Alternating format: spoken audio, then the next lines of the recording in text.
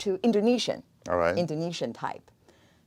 In addition to making distinctions of parts of speech, usually we define content words versus function words. Content words is very much like bricks. When you build a building or a wall, you need bricks, right? Like nouns, verbs, and the function words are very much like glue. Okay. When you want to, do you use glue? Yeah. Yeah, Well, mortar to stack the bricks together. Yeah. Put them together. Function words like preposition, like conjunctions, or close. The little words that stick words. the main words together. And content words are the category very free. If you want to join me, come to my category. If you borrow a word, come to my category. New word, come in. Okay. But function words are very closed. Right. I only have these members. Don't come in.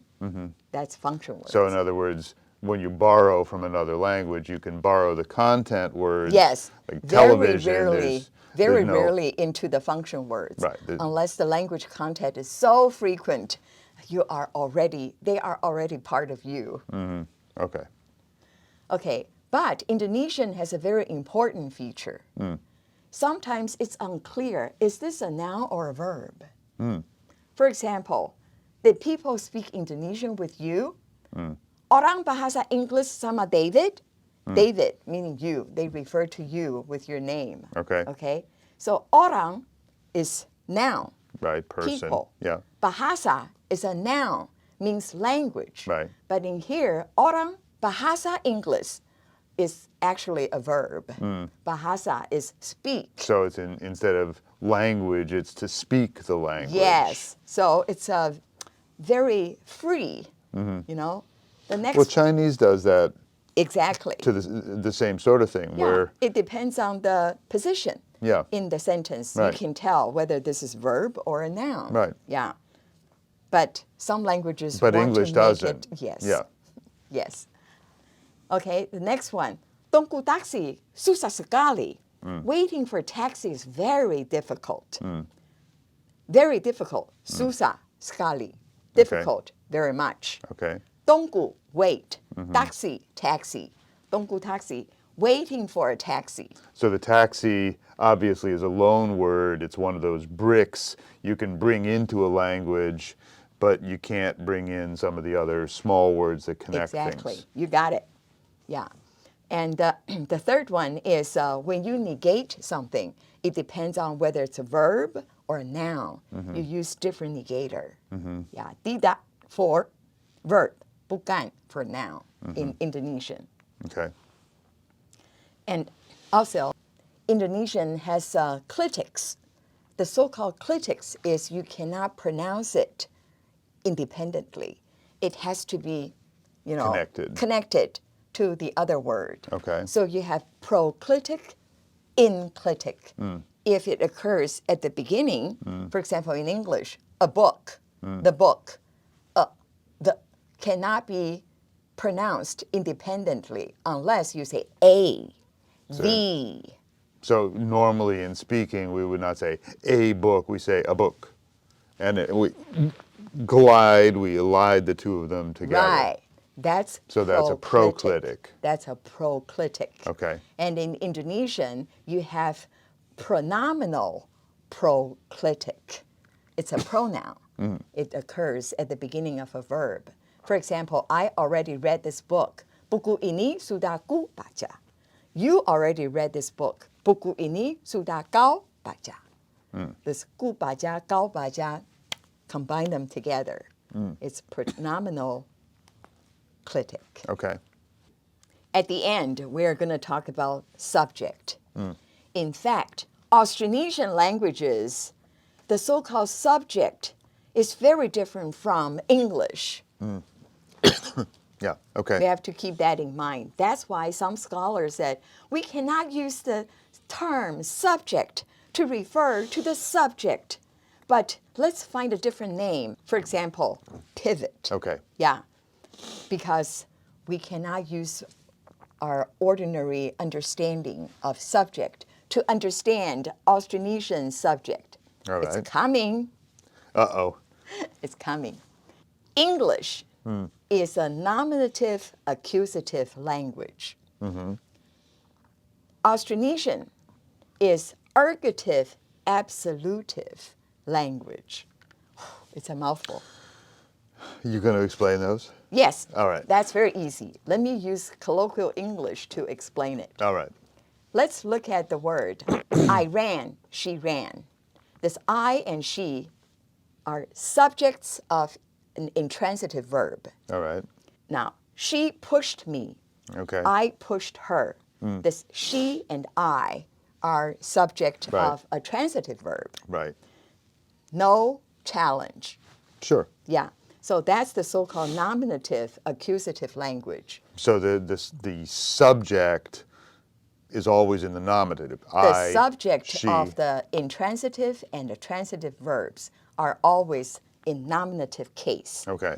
And the object of transitive verb is in accusative case. Okay. Okay? So this me, her, Right. accusative. I, she, nominative. Right. That's English. Very easy. Of course. Because, you Because know, we're used to it. and because linguists who started the analysis are mostly Indo-European scholars. So they use the language type they are most familiar with Right. to define All all these languages. language structure, the terms.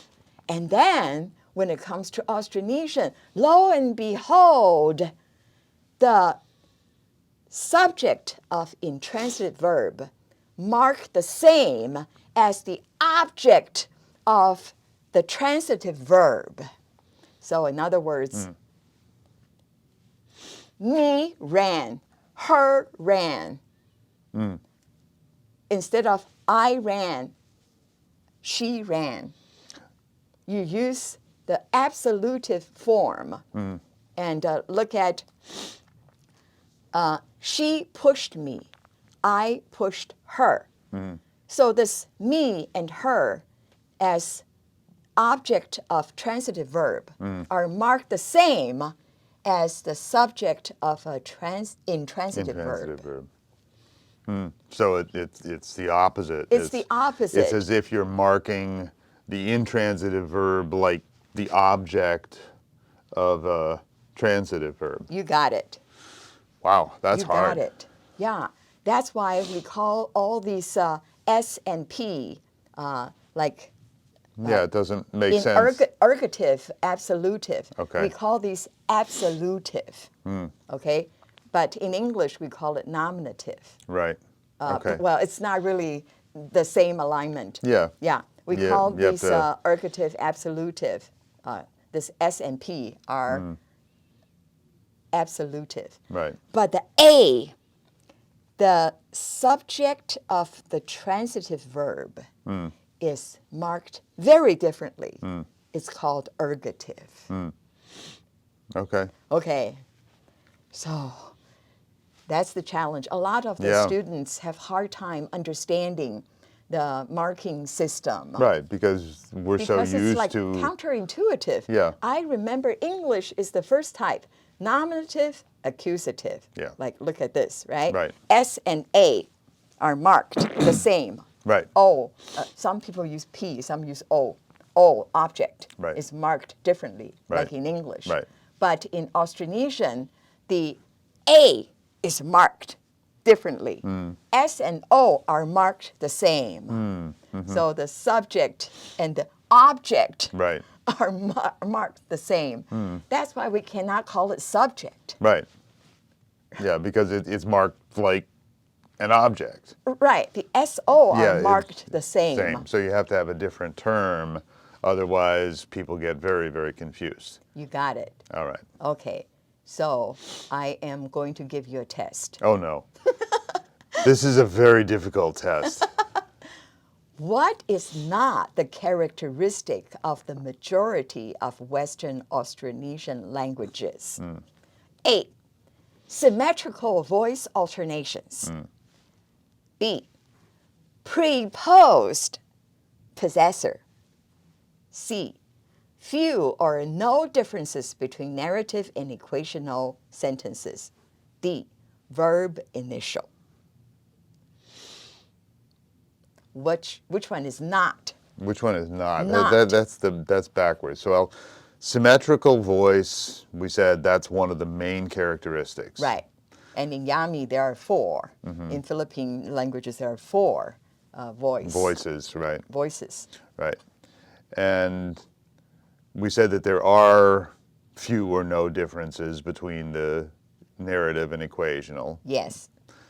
And Verb verb initial. initial is fine. So it must be the preposed possessor. Right. Remember? The possessor goes after it's postposed. Yes. There we go. John's haircut. Right.